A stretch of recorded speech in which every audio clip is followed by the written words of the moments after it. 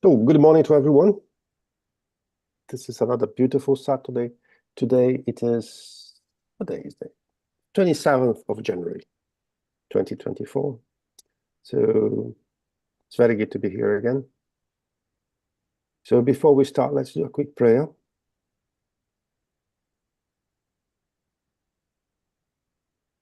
Master Jesus, here we are again, starting another beautiful Saturday.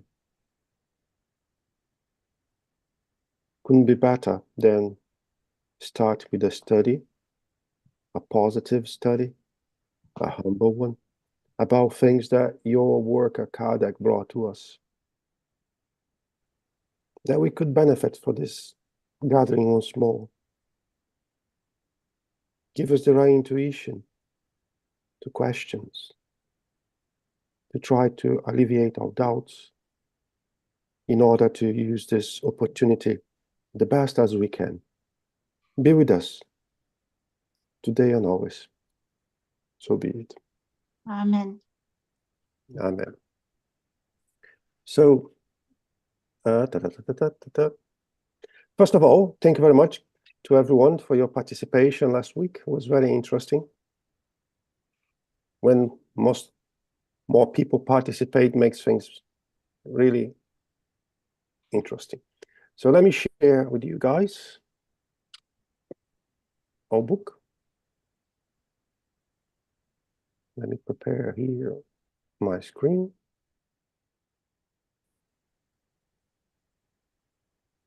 Here we go. So today we are continuing on the item on the surroundings, the item number 2. Can high order spirits overcome the ill will of incarnate spirits who serve as their interpreters, and so overcome the ill will of other spirits around them? Yes, whenever they deem it is useful to do so, and according to the intent of the person who addresses them. We have already said, highly evolved spirits can sometimes communicate to provide special assistance, despite the imperfection of the medium and the surroundings.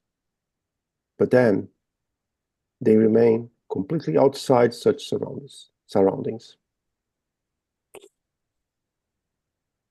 This is another controversial topic, because how can someone that does not behave properly in his own life be used by an elevated spirit, a elevated spirit?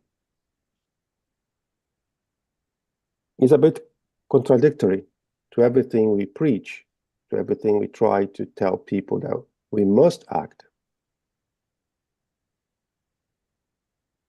And straight away, something came to my mind when I was reading that this morning. In the recent past, we had in the media one person that up to today, I'm not sure if he called himself a spiritist or not, but we can clearly not deny the mediumistic phenomena around him. People call him John of God. I think he's incarcerated right now, I'm not sure, but doesn't matter. And I'm also not here to evaluate what he did or not. I'm not here to judge what he did or not. If he did, because this is not up to us. But he, in the recent past, he was involved in a lot of trouble in the media, at least. A lot of people came to declare that his behavior was not correct with them.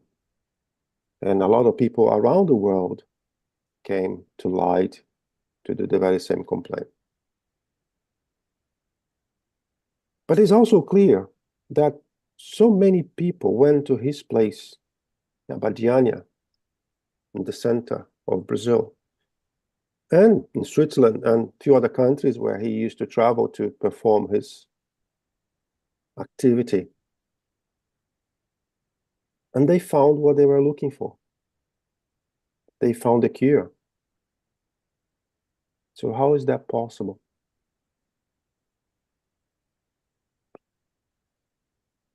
We have to remember, first of all, what Jesus taught us.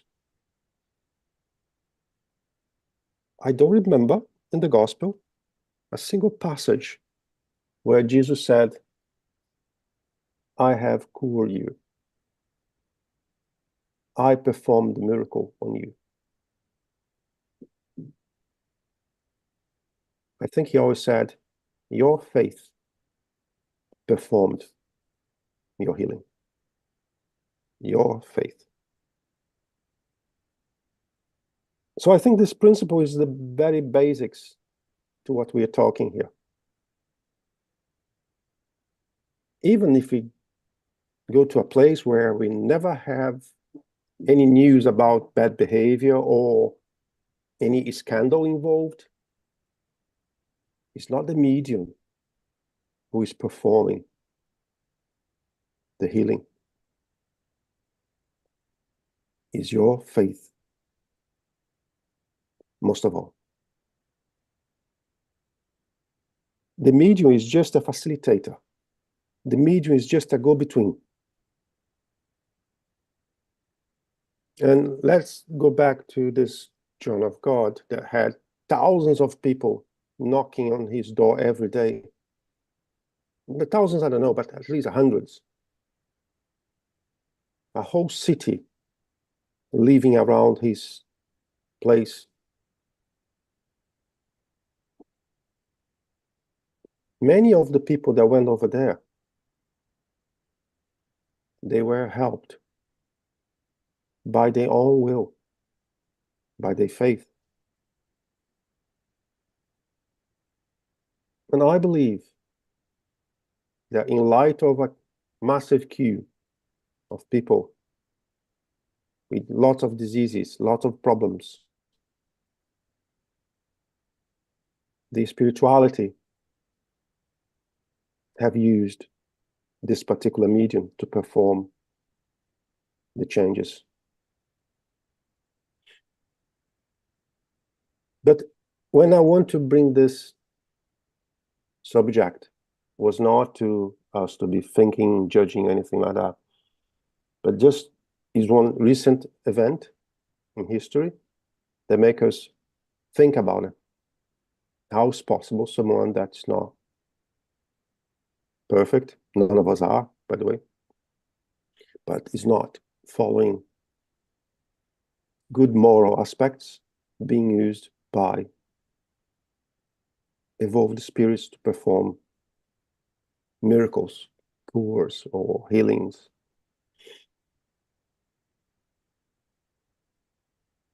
This is the example that came to my mind. But it's also clear that if we do respect the moral guidelines that we all know, we are better tools for this elevated spirituality to work with. Right? I think there's no question about that. One thing that is interesting in the answer of the item number 2 is that despite the imperfection of the medium and the surroundings, when he wants to perform anything, nothing will prevent he to do anything. But in the very end, but then they remain completely outside such surroundings. That could be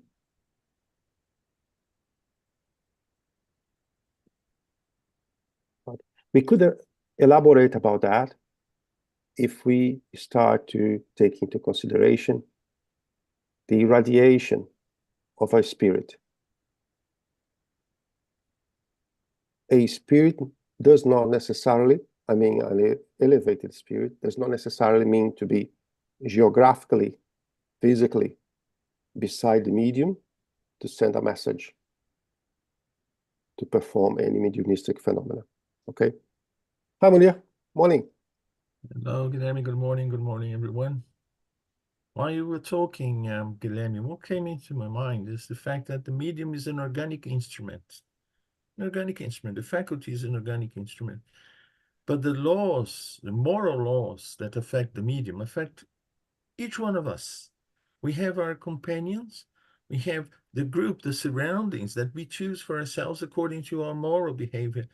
But that does not prevent good spirits, depending who is on the other side, who deserve, something good coming out through that medium, not from that medium, but through that medium. They will certainly do, not because of the medium, but because of the person who needs the assistance. But the medium will always be surrounded by whomever he chooses to be with him, according to what he does in his life and with his faculty. But it doesn't prevent someone from coming, grabbing them by the neck and saying, come and do some work, some decent work now. And they do some decent work, but they then go back to the group, to the lads that, the medium enjoys. And that's how I see it, because the faculty is there. The medium is an instrument in the surroundings. If that person lost mediumship, the surroundings probably would be more or less the same, because that is the moral state of the person, the individual, and not because of the faculty. I totally agree with you, Munir. And I always like to give an example that the medium is a pipe, a water pipe. The water comes from one end, leaves on the other end. This is a medium. And if the pipe is clean, the water will be clean from the inlet and the outlet. If the pipe is dirty, the water will be a little bit dirty as well on the end, but there's water on the other end, nevertheless, right? Yeah, and very good one. Hi, Charles. Hello, good morning, everyone. Good evening. Just a small remark here. I think the translation is not 100% good. The last sentence should be, but then the latter remain completely apart of the communication. Hein? Mais alors ceux-ci y demeurent complètement étrangers. So it means the latter means it's not the spirits which are outside, it's how to say, the medium and the surrounding, which are how to say, stranger to the communication transmitted by the good spirits. Okay. It is like that. If I'm a good elevated spirit, for a moment, I will switch off the environment and the medium to do what I must do, and they will not interfere. So the medium and they remain apart, like neutralized somehow. That's a correct translation. I think in English it's not so accurate. And it makes more sense as well, isn't it? Yes. Thanks, Charles. Welcome.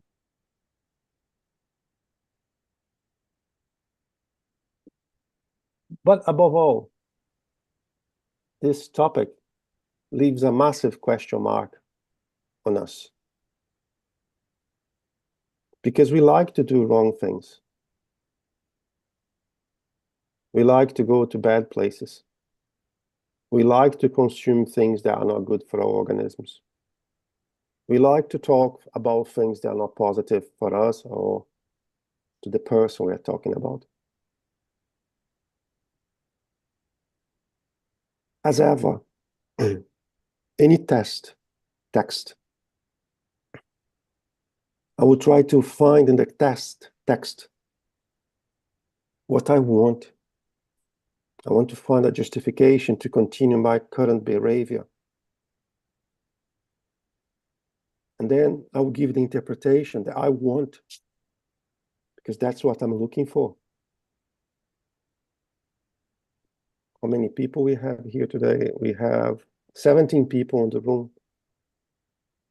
Potentially, we have 17 different interpretations of the same text. We have 17 different interpretations of what I'm saying, Charles is saying, Munir is saying.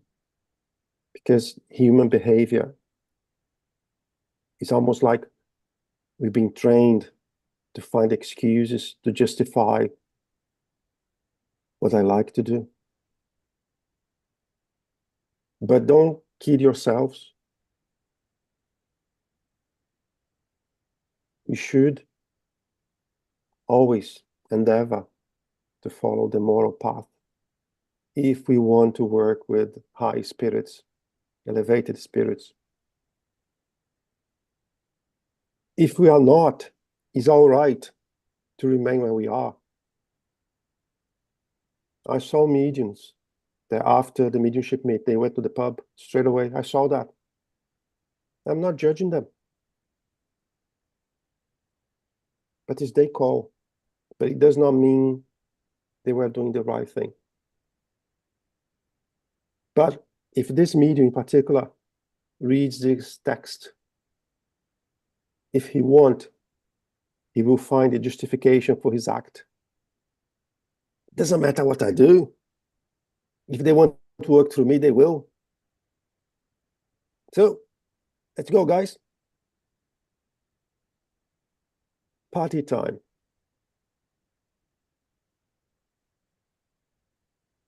So we need to be careful with everything we try to justify to ourselves. Hi, Yasmin. Hi, good morning, everyone. I was just thinking about what you just said, because some people might say, yeah, as you described in your example, yes, if they want to work with me, they'll do it, or well, whatever. But I think it's more than just than that, because if I basically, from the description we have in Kardec's books, elevated spirits are serious, are committed, are involved in a specific work, and they don't do it just to do something. They have a purpose. I mean, that's my thought. And if they, yes, basically they will look for serious medium because they don't want, I think they don't intend to waste their time. And if more than this thought of, yes, if they want to work with me, they will work with me. Well, we should think about it like we form a team. It's like a teamship. It's like acting in a team. It's, for example, in handball. I love handball. In a handball team, we have several positions, and we can't say, okay, I'm part of the team, but okay, guys, if you want to play with me, just play with me. I'll be there. Well, if we want the team to win the match, it would be better to say, okay, I'm part of the team. I do my best to make the team mark the goal, and we should be concerned about the implications of time, elevated spirits, but le temps qu'ils investissent en nous, the time they do invest with us, and their energy and everything. I think it's too light. The example you gave is thinking of someone who doesn't really take it seriously, because, yeah, well, I hope I was clear enough in my Yes, you were. You were. comment. Thank you. And now I want to take from you now and say something. The spiritual world, they create partnerships with the incarnated. Bear in mind, I'm saying the spiritual world. I'm not saying elevated spirits or spirits that are not that serious. I'm saying the spiritual world create partnerships with us. The tone of the partnership will be dictated by who we are, what we do, what we choose. And yes, it's like a team, Yasmin. It really is like a team. They do their bit, we do our bit.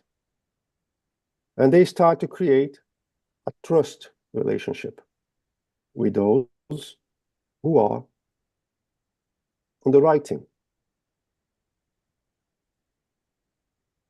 That's why I always say about availability, commitment from the medium is important. Because you need to create that partnership with them. And that partnership does not happen in a month, in a year. It happens in a period of time that could be several decades. And then you know the results and you feel compelled to follow your bit of the deal, of the contract you have signed. Right? The same is true with those spirits. They are not that serious. They are not good spirits. They also create partnerships with us using the same principles. Who we are, what we should choose, what we do. That's how we establish partnerships. But then let me paint a picture here. One of us, we were walking on an alley, in a mid-dark alley. We just felt bad, or we just tripped and fall, or we just had an incident. And in that alley, there was a beggar, someone that was living on the alley, drunk, not even know anything about spirits, but was the only human being in the proximity of one of us that were in danger or were feeling something bad. If this person who was living in the alley had any mediumistic characteristics, even without knowing, the elevated spirits would come closer to him and would use him to help the person that was in need in the alley. There was an extreme event. If I don't have anyone, you are good enough to be used for me to help that person, that institution, that situation. But it does not establish a routine, a rule. It's more like an exception than anything else. Right? So that's the way I see. Hi, Sandra. Oh, exactly what I was about to say, Guilherme, because in the text it says, evolved spirits can sometimes communicate. So exactly what you said. I think when there is a need, yes, but it's not something that, yeah, not a routine. It's not a routine. Hi, Denise. Guilherme, you said the exam that we're having, you said if the drunk person had mediunic, but I thought that even if he didn't have medium, I mean, we are all majors, but if he, did you mean extend one, or because I thought that everyone is kind of medium, kind of like, yeah. So yeah, I'm talking more like an ostensive mediumship. But I thought that, I mean, if the superior spirit does need help someone and he's the only person there, couldn't they just suggest him to do things without him be an extensive medium? He can suggest, but you have to have the minimum organic predisposition to be able to listen to this suggestion. Mediumship is organic, it's physical. It's something that your physical body needs to have. If you do not have the minimum sensibility required to perceive the spiritual world, you will not. I thought, sorry, I may be at the moment, but I thought that they suggest to us all the time. They are all the time suggesting to us. And that thus we are all a little bit medium. We are all mediums. We can always have our guardian angels, if you like, near us, trying to give us good suggestions. Yeah. Mm-hmm. But if my physical organism does not have the minimum physical characteristics to allow me to perceive, it's not going to happen. Because mediumship is organic, right? Of course, we all have a little degree or not of this perception. But if I don't have the bare minimum, I may have 10 spirits talking in my ears and I will not hear anything. I will not perceive anything. So that's why I use this example. Mm-hmm. Okay, thank you. Harmonia? Hi, Guilherme. I just want to add that sometimes our perception about mediumship is of a kind of a binary situation. I either have it or don't have it. We should forget that we all come with the, anatomical structure that will allow us to a certain degree to establish communication with the spiritual world.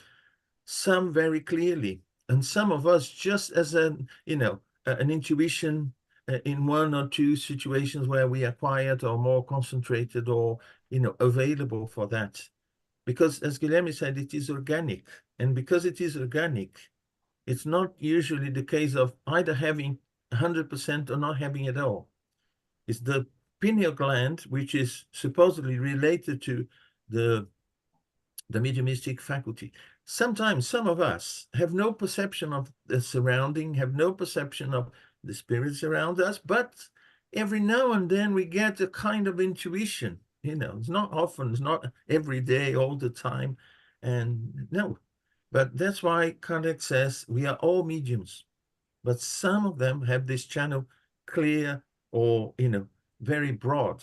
So the communication is common. But even for mediums who are, who have these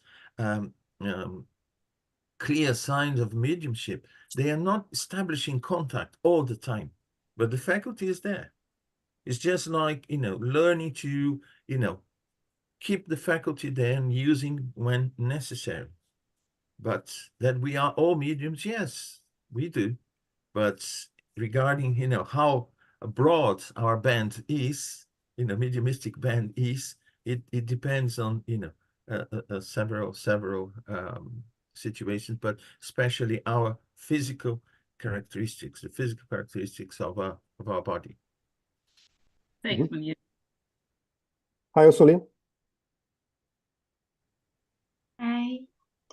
I will try. Good morning, everybody. Good morning, Guilherme. Yes, what a fina chair. I must say that I'm feeling better, but twice I saw spirits. I saw to another side, this side in the street, but I was completely, I didn't not say believe it, but I was insegura. What's say in English? Insegura. Okay. I couldn't, but I wasn't a spiritist. When I became a spiritist, then I understood everything. I was not crazy, so. But I must to say, Sansok, one thing is this is true. Spirits, they are not our babysitter. So we must study too much and try take care of us I think to myself this one. They take care us to be a good, not the best, but what it's a little bit good medium. And after 30 years, I think, some months ago, I was in my bed, and in the morning, bit morning, because I usually wake up very early, and I said, oh, so nice here, so a little bit too. I heard somebody beside me, no, near me, outside. I said, now you are, wake, stand up. So to me, one man, one voice, one man's voice. Say, now you are awake. So stand up. So and I jumped in my bed. And so God, I don't know if my guide or my angel talked to me. It's the first time I heard clear, and you have a voice I heard, and I must say it to everybody. I said, oh God, I heard a spirit outside, not inside. Inside sometimes I heard, but outside, I didn't saw. I see sometimes I see spirit when they would like appears, but I didn't saw. But I heard clear, a little bit height, and kindly, but high. Yes. Okay. Thank Now, you. yes, this is interesting because I don't know. I think it was my guide, but I don't know. But what Somebody know? Thank you very much. Yeah, in what you have described, what is the relation with what we're talking about?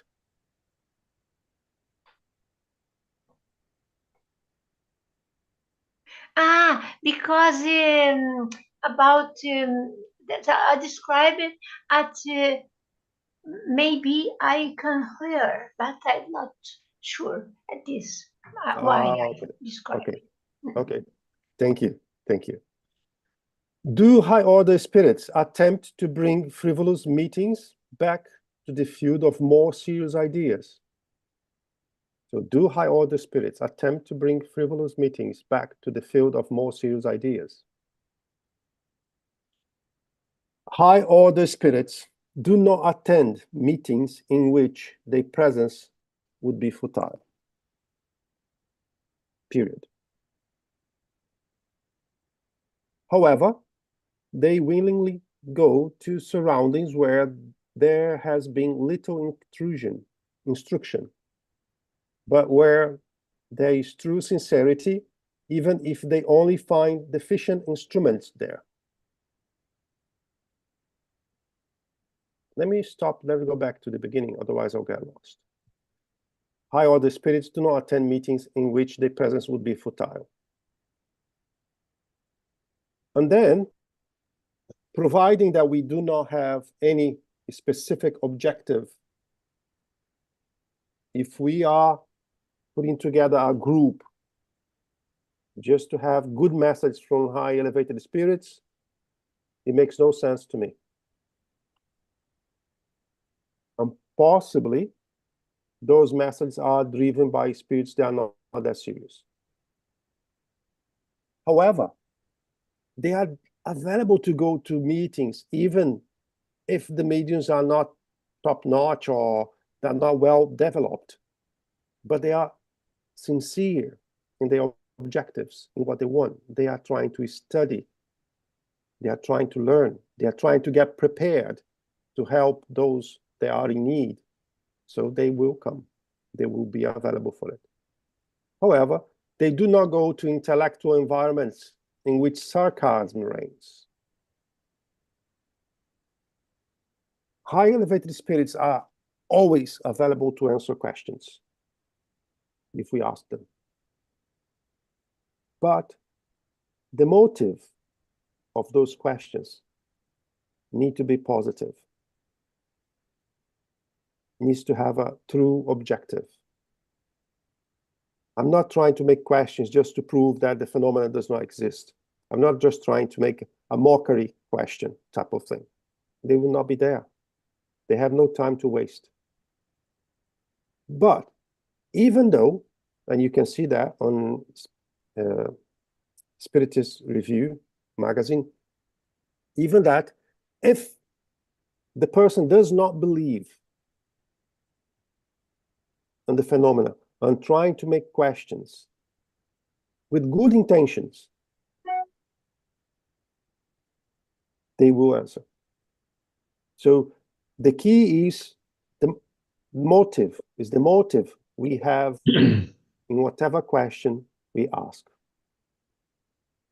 In such a cases, it is necessary to impact eyes and ears. The role of rapping and mocking spirits.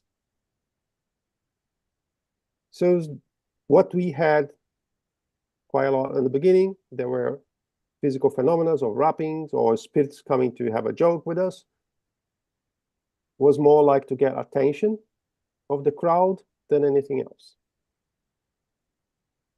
It is fitting that those who pride themselves in their knowledge be humiliated by spirits who are less knowledgeable and less advanced.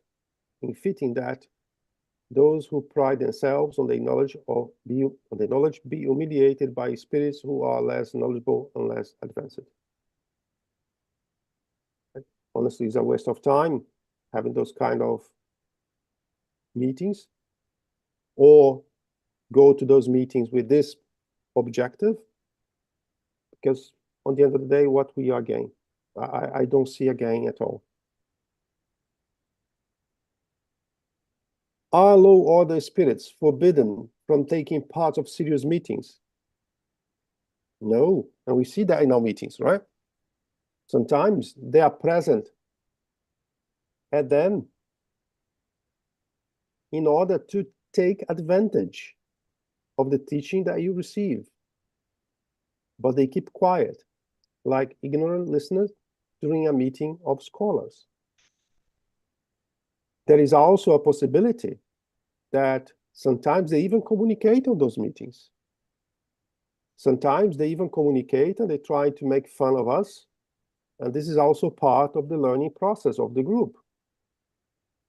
But everything that happens in a serious mediumship meeting, we need to be certain that there is a control from the spiritual world. Everything is happening according to a plan, right?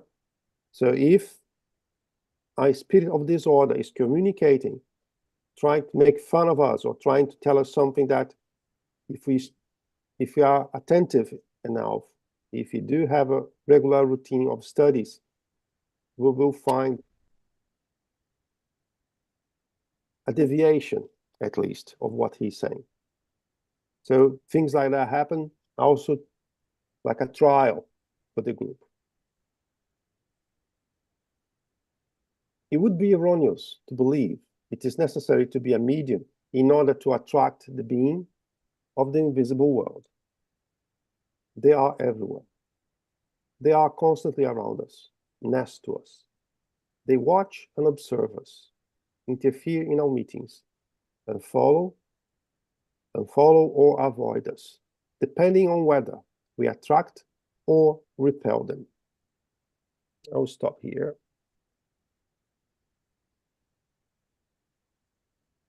No, I cannot do that on this one.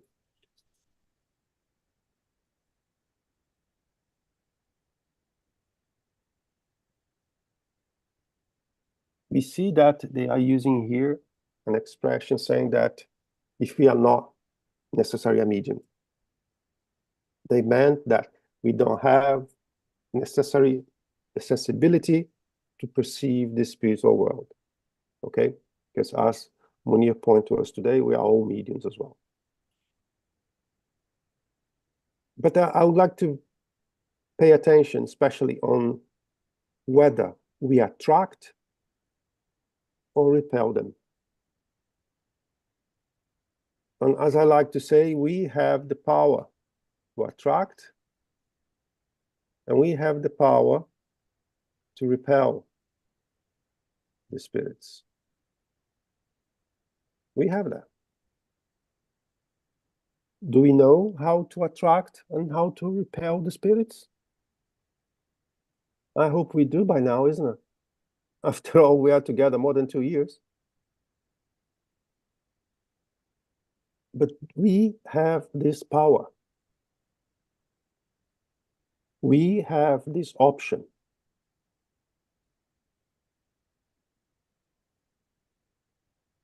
Keep that in mind, always.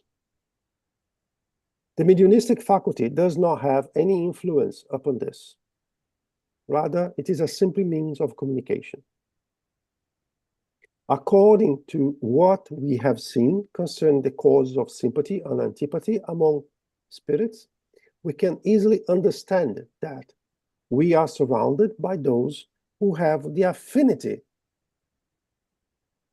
with our own spirit. Again, we are surrounded by our equals. We are surrounded by those that we invite.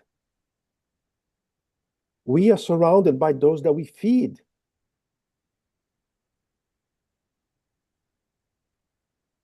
And again, back to the beginning, we have the power to define who we want to attract or repel. I think that we've spoken to a length how to attract good spirits, how to repel bad spirits. What I want you to keep in your mind is that we define our surroundings on the physical world and on the spiritual world. We define them. And it doesn't matter if I decide to go to left or right. Whenever I go, wherever I go, this crowd will follow me because I am defining my surroundings. Also, does not work. Please pray for me. Please help me. If I don't change my choices, if I don't change my surroundings, don't kid yourself. Munir? Oh, hi, Guilherme. Yes, it becomes clear that it is for all of us, mediums or not, or clearly, for all of us. It happens to us, we have that this cloud around us, we choose the kind of cloud we are surrounded by, each one of us. If we have an open, clear channel of mediumship, we perceive this more. We'll be more directly affected by that. But this is the environment where we live. We breathe, we create that for us as spirits, as individuals, and the importance for us to morally work on us. And the incarnation is basically for that, for us to change ourselves, not for us to change other people. Or, it's for us to change. As we change this environment around us. And the importance of doing that, despite, I don't have any clear signs of mediumship or whatever, but we may feel irritable in an irritable environment. We may have these perceptions every now and then, but, regardless of that, it's important that we work on us. This is our mission, as it were, to come out of this world, physical world, better than when we came in. And all the rest we'll go into the right place because we decided that, we want to give a step forward in the direction of improving ourselves, of, growing spiritually speaking. That's the key, no? Is Munir. Yeah. That's the key. That's the key. Yeah. And that is And in line. mediumship is an instrument. Mediumship can be an instrument for that, or not. It's up to us. Mhm. And as you rightly said, to everyone, we're not talking about mediums here, we're talking about everyone. If you are a medium per se, you will perceive more often the consequences of your surroundings because you have the sensibility. But that's to everyone. And this is in line with the end of the sentence. That is according to your advancement. He's not talking about technological advancement. He's not talking about, no. He's talking about your moral advancement.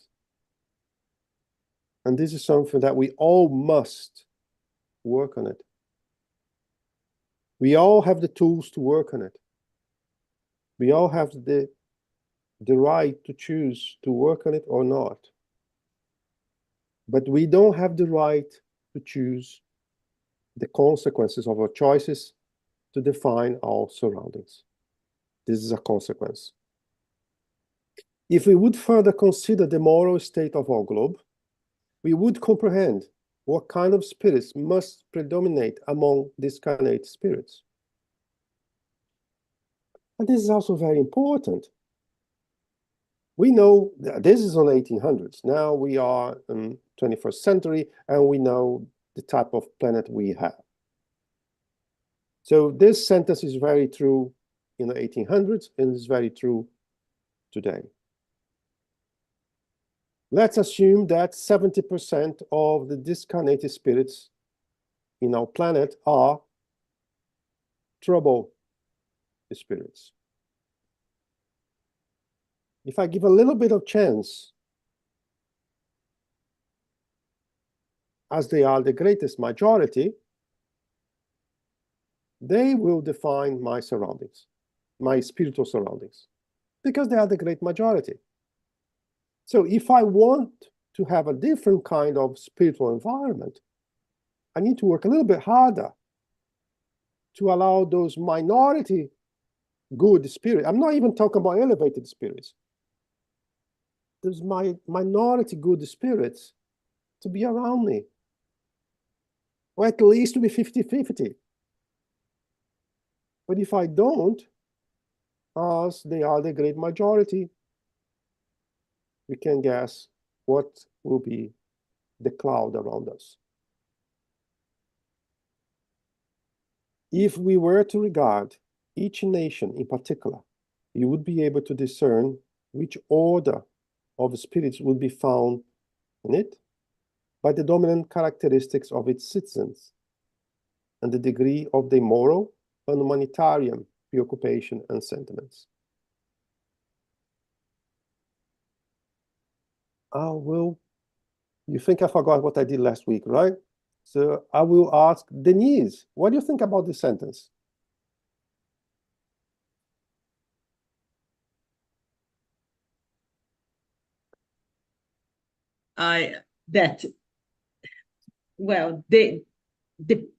The spirits that we attract are the ones that are around us. If we get too worried about everything that's happening all the time on the world, I think we get, attract, I think bring down what our vibrations. Yeah, but more specifically in what I'm highlighting here, what do you think about what he's saying about the characteristics of the citizens of a region or of a country? What do you think about that? Well, we are, the citizens of a country normally are there for a reason. you know, and I think they kind of attract each other as well because their faults, you know, I mean, we are kind of all tribes. I think they say like that the British were all like from the Roman times, that they're incarnate now. So I think like it's like our fault. We are all together being attracted by each other. Yes, we are not born anywhere without a reason, right? So there is a clear point.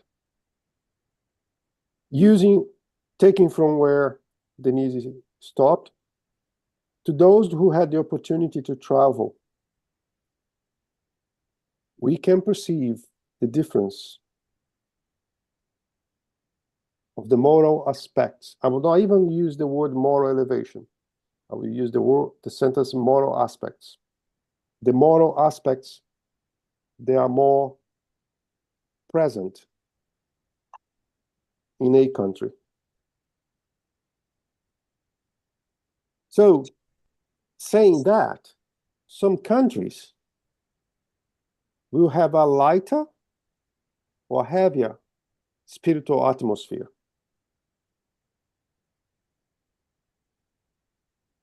And what are the causes of this atmosphere? It's us.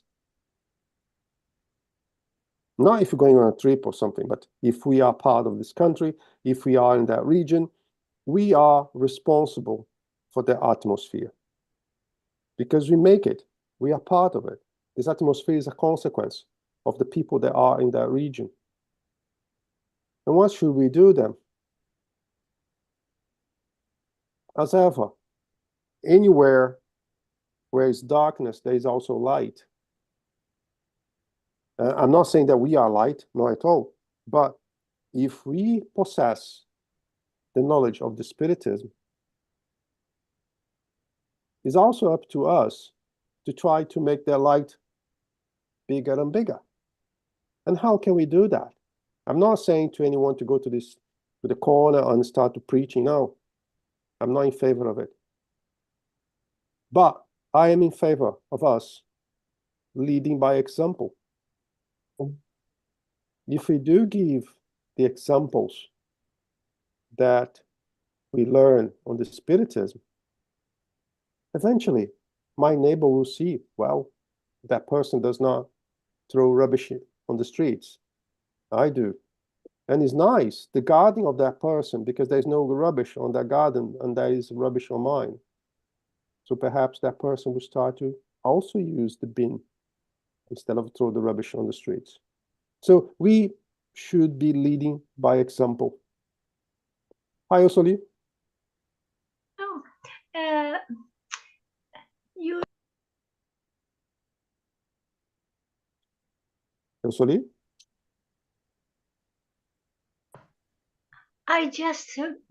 you just answer what I would like to ask about. Then similar attract to similar. So, but you just now you answer. Yes, thank you. Okay, cool. You did. Thank you. So using this as a starting point, let us imagine a meeting of frivolous and inconsequential individuals who are solely interested in their own pleasure.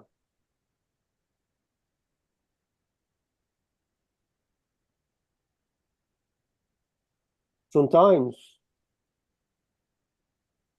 even underneath the appearance of a serious meeting, the participants of the meeting, each one of them have a different interest in that meeting.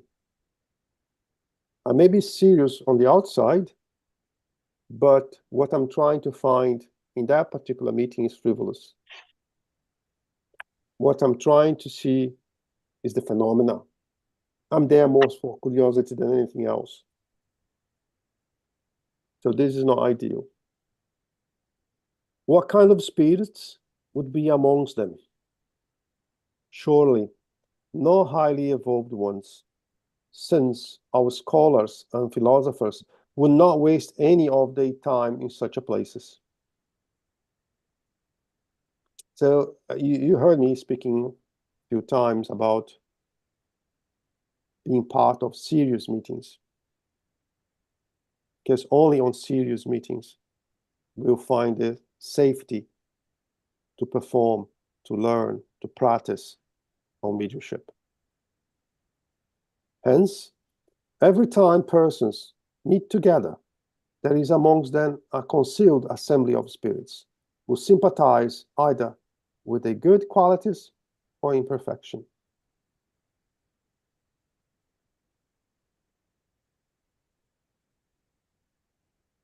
This sentence here, and bear in mind that he say, aside from thoughts of evocation. Any gathering we do in a specific spiritist meeting or not, any gathering we do, we drive which kind of spirits will be amongst us. Here is specifically speaking more like on the mediumship meeting, on the spiritist meeting, but any gathering we have will be driven by what we're expecting from this gathering, what we are, and then as a result, we'll define the spiritual surrounding around this gathering. And I did not highlight here from now thoughts of evocation is because I would like to speak a little bit about evocation. Oh, 3 minutes. 3 minutes, 3 minutes. Now, I will not talk about that now. I will ask Pablo what he thinks about this last sentence.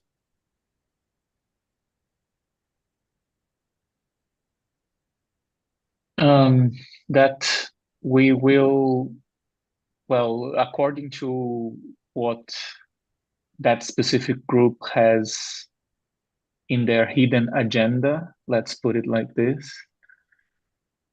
you will attract good or bad spirits, even though it might not be a spiritist meeting or it is just a gathering, but what is that is in their minds, in their pursuit, it can influence of what they are attracting. Mm-hmm. Indeed. So what we're going to do, it's almost our time, so we'll start next week speaking about evocation, right? Thoughts on evocation. And I would like to ask Sandra to do a final prayer, if you will. Let's make sure that my phone is off.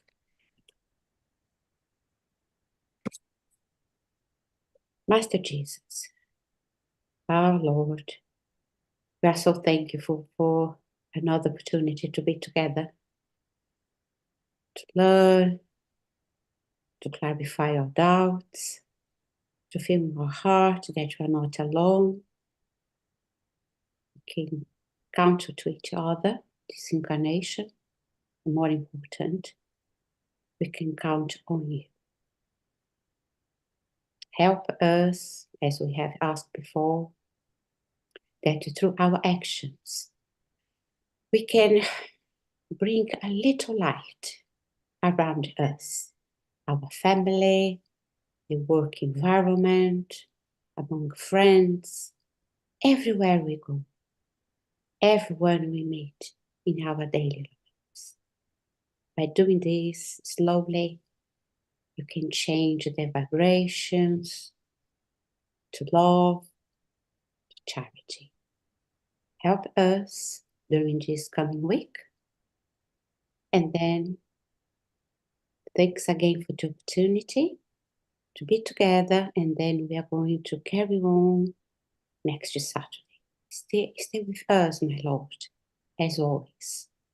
I ask in your name. Amen.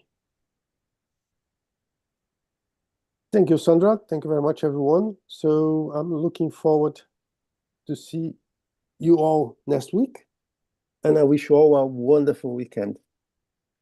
See ya. Bye. Bye bye.